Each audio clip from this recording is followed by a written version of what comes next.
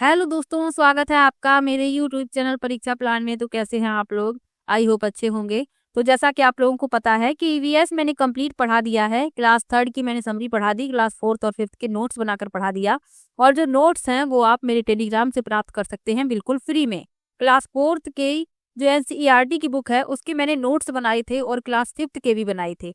ये दोनों नोट्स की पीडीएफ आप मेरे टेलीग्राम से प्राप्त कर सकते हैं और एग्जाम से पहले इन्हें जरूर पढ़ लीजिए। तो चलिए आज की वीडियो को शुरू करते हैं। वीडियो देखने के बाद यदि आपको अच्छा लगे तो वीडियो को लाइक और शेयर कीजिएगा, और यदि आप चैनल पर नए हैं तो चैनल को सब्सक्राइब कर लीजिए। तो पहला प्रश्न दिया गया है, भारत में बिहार के सापेक्ष जम्मू कश्मीर और गोवा की स्थिति क्या है? पहला विकल्प है पूर्व और पश्चिम, दूसरा है पश्चिम और पूर्व, तीसरा है उत्तर पश्चिम तथा दक्षिण पश्चिम, और चौथा है दक्षिण पश्चिम और उत्तर पूर्व। तो बिहार के सापेक्ष जम्मू कश्मीर और गोवा की स्थिति पूछी गई है। मैप में देख लीजिए, ये है बिहार, ये बिहार है। और स्थिति पूछी गई है जम्मू कश्मीर और गोवा की। तो ऊपर ये रहा जम्मू कश्मीर और ये रहा गोवा। तो बिहार के सापेक्ष जम्मू कश्मीर की जो स्थिति है वह है उत्तर और पश्चिम, इस तरीके से। और गोवा की है दक्षिण पश्चिम, ये है गोवा। तो अब देखते हैं कौन सा विकल्प सही है। तो तीसरा विकल्प इसमें सही हो जाएगा, उत्तर पश्चिम और दक्षिण पश्चिम। चलिए अगले प्रश्न पर चलते हैं।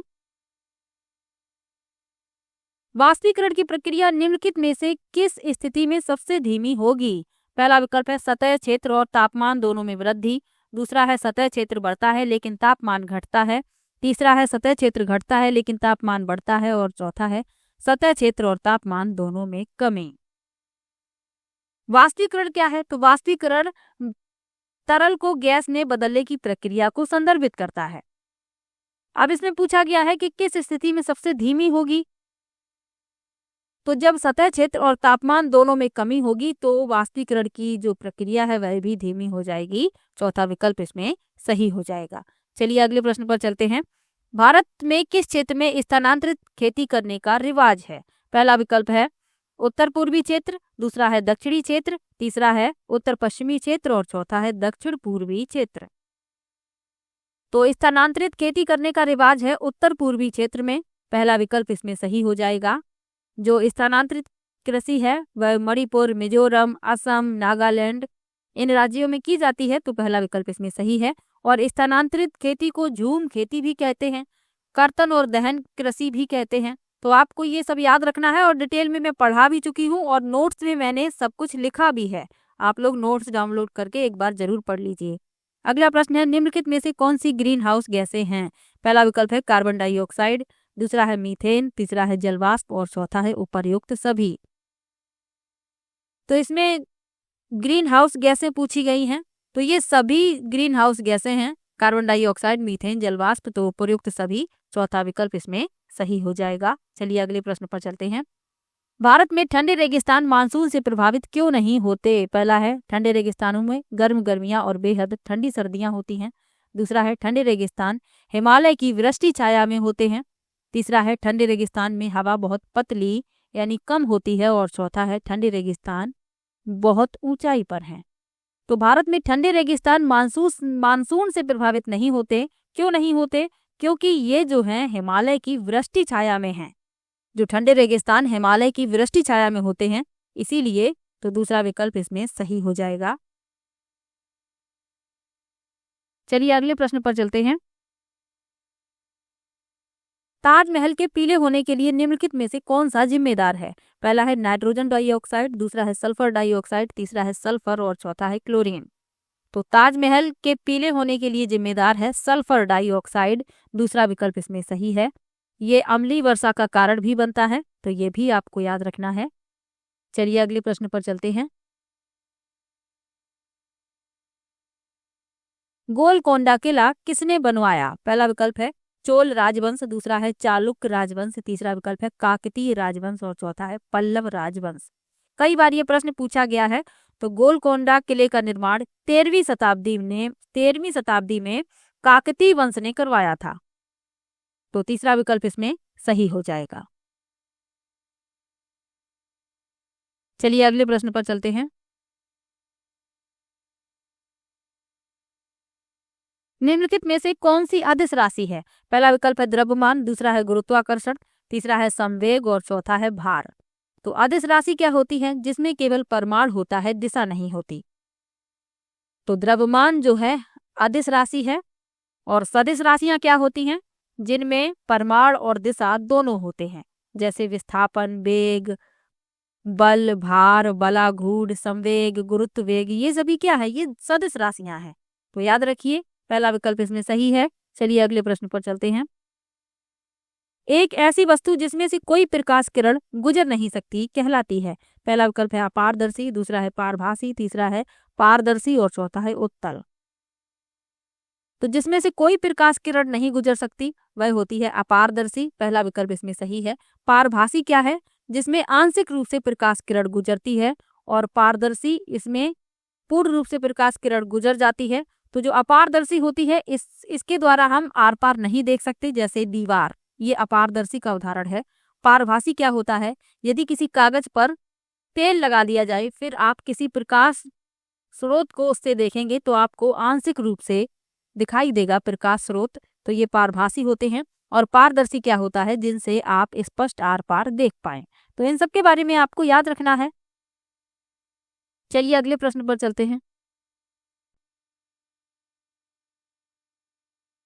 अगला प्रश्न दिया गया है, पृथ्वी की सतह पर किसी वस्तु का भार क्या होगा जिसका द्रव्यमान चंद्रमा की सतह पर 10 केजी है? भार पूछा गया है पृथ्वी की सतह पर, तो भार बराबर होता है द्रव्यमान गुणा गुरुत्वीय त्वरण। तो गुरुत्वीय त्वरण कितना होता है? 9.8 मीटर प्रति सेकंड स्क्वायर। दोनों का गुणा कर देंगे, 9.8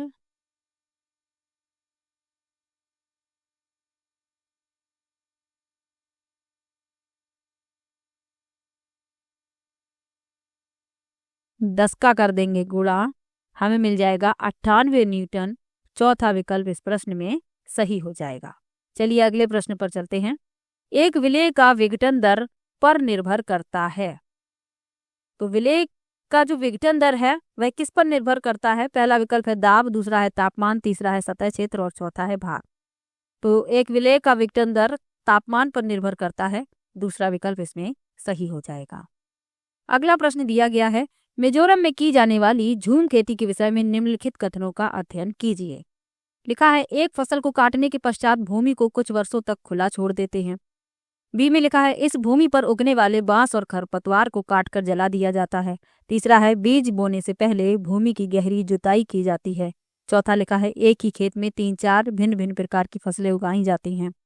और पांचवें में लिखा है, आवश्यकता अनुसार रासायनिक उर्वरकों और कीटनाशकों का उपयोग भी किया जाता है। तो झूम खेती के विषय में मैंने आपको पढ़ाया है, और जब भी प्रश्न पूछा जाए तो आप मिजोरम को ही टिक कीजिए, क्योंकि मिजोरम में बड़े पैमाने पर झूम खेती की जाती है। अब इसमें झूम खेती के विषय में जो सही कथन है वह बताने हैं।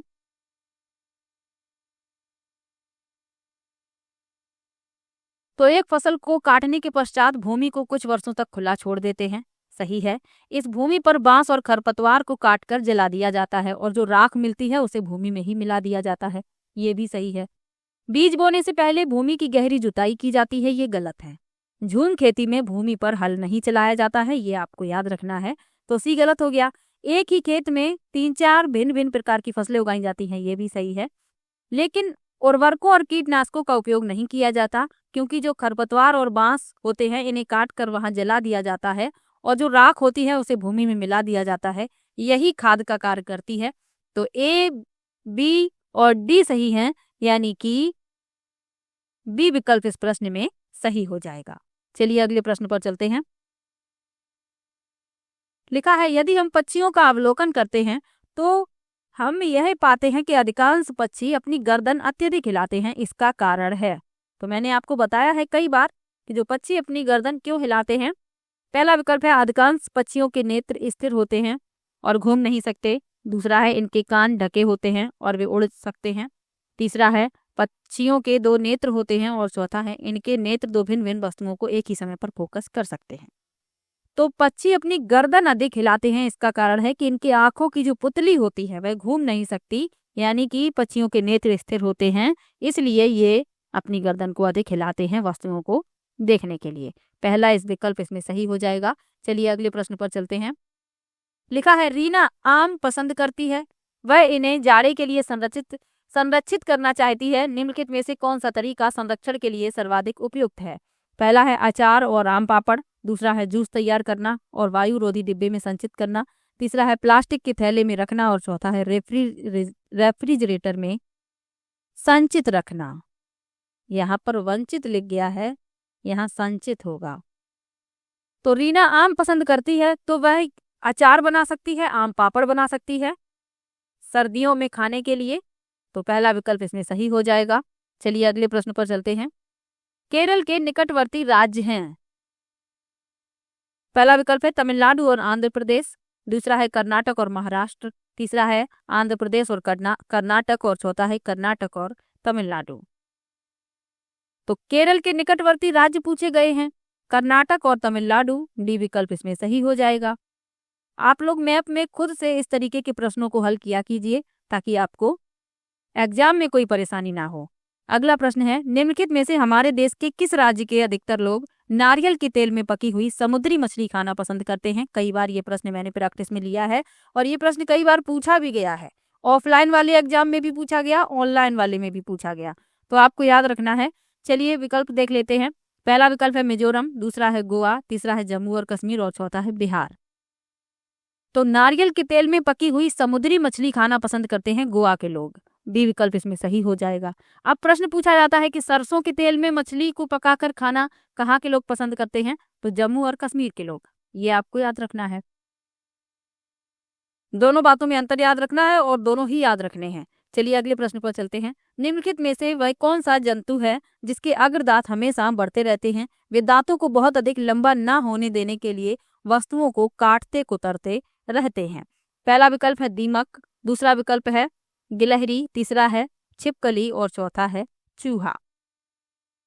तो इसमें बी विकल्प सही हो जाएगा। गिलहरी के जो सामने के दांत होते हैं ये जीवन भर बढ़ते हैं और दांतों को अधिक लंबा होने से रोकने के लिए ये वस्तुओं को कुतरती या काटती रहती है। तो बी विकल्प इसमें सही हो जाएगा। अब जो चूहा होते हैं इनके भी दांत जीवन भर बढ़ते हैं और बढ़ते बढ़ते वक्र भी होते रहते हैं, लेकिन एनसीईआरटी में गिलहरी का जिक्र किया गया है। तो हमें यदि प्रश्न पूछा जाएगा तो हमें गिलहरी को ही टिक करना है, चूहे को टिक नहीं करना है। ये आपको याद रखना है। गिलहरी के बारे में एनसीईआरटी में बताया गया है। तो बी विकल्प इसमें सही हो जाएगा। अगला प्रश्न है कोई किसान उर्वरकों और कीटनाशकों का अधिक उपयोग करके अपने खेतों में बार बार धान की फसल उगा रहा है। ऐसा करने से उसके खेतों की मृदा, पहला विकल्प है केवल धान की फसल के लिए उपयोगी रहेगी, दूसरा है जुताई के लिए उपयुक्त बन जाएगी, तीसरा है बंजर हो जाएगी और चौथा है अन्य फसलों के लिए भी उपजाऊ बन जाएगी। तो इस तरीके का प्रश्न मैंने पहले भी लिया है कि यदि कोई किसान अपने खेत में बार बार एक ही फसल उगाता है तो उसके खेत की जो मृदा है वह बंजर हो जाती है। तो सी विकल्प इसमें सही हो जाएगा। इसीलिए फसल चक्र अपनाया जाता है ताकि जो मृदा है वह उपजाऊ बनी रहे। चलिए अगले प्रश्न पर चलते हैं।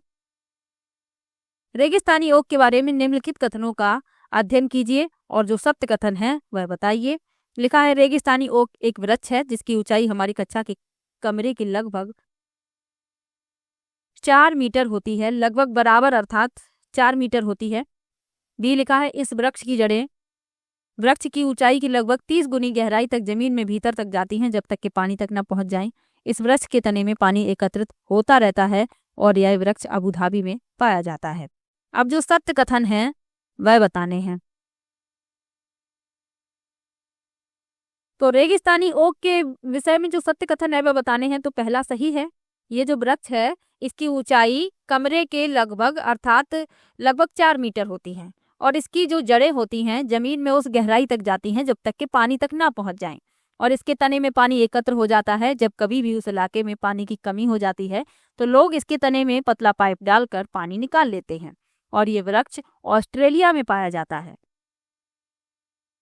तो ए बी सी इसमें सही है। यह वृक्ष अबू धाबी में नहीं पाया जाता, अबू धाबी में खजूर का वृक्ष उगता है। ये भी आपको याद रखना है। ए बी सी इसमें सही है यानी कि डी विकल्प इसमें सही हो जाएगा।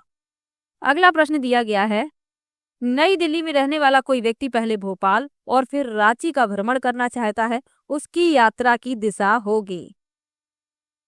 पहला विकल्प है पूर्व दिशा में और फिर दक्षिण दिशा में, दूसरा है पश्चिम दिशा में और फिर दक्षिण दिशा में, तीसरा है दक्षिण दिशा में और फिर पूर्व दिशा में, और चौथा है दक्षिण दिशा में और फिर पश्चिम दिशा में।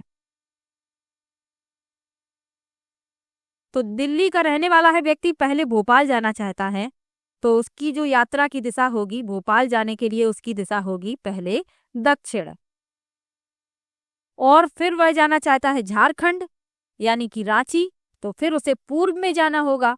तो तीसरा विकल्प इसमें सही हो जाएगा, दक्षिण दिशा और फिर पूर्व दिशा।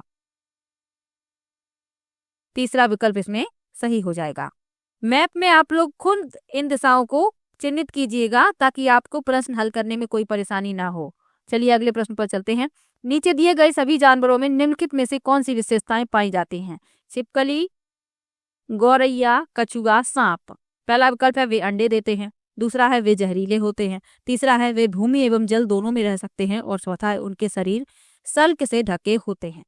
तो ऐसी विशेषता बतानी है जो सब में कॉमन हो। तो छिपकली भी अंडे देती है, गौरैया भी अंडे देती है, कछुआ भी अंडे देता है और सांप भी अंडे देता है। तो पहला विकल्प इसमें सही हो जाएगा, वे अंडे देते हैं। पहला विकल्प इसमें सही है। अगला प्रश्न दिया गया है, इस पौधे में पत्तियां हैं जिन्हें सब्जी की तरह प्रयोग में लाया जाता है, इसके बीजों से तेल प्राप्त किया जाता है, यह पौधा है। पहला विकल्प है पालक, दूसरा है नारियल, तीसरा है बंद गोभी और चौथा है सरसों। तो इसके पत्ते सब्जियों की तरह प्रयोग में लाए जाते हैं और इसके बीजों से तेल प्राप्त किया जाता है, तो वह है सरसों। सरसों की सब्जी भी बनाई जाती है, सरसों का साग बनाया जाता है, और इसके जो बीज होते हैं उनसे तेल प्राप्त किया जाता है जिनमें खाना पकाया जाता है सरसों के तेल में। तो डी विकल्प इसमें सही हो जाएगा।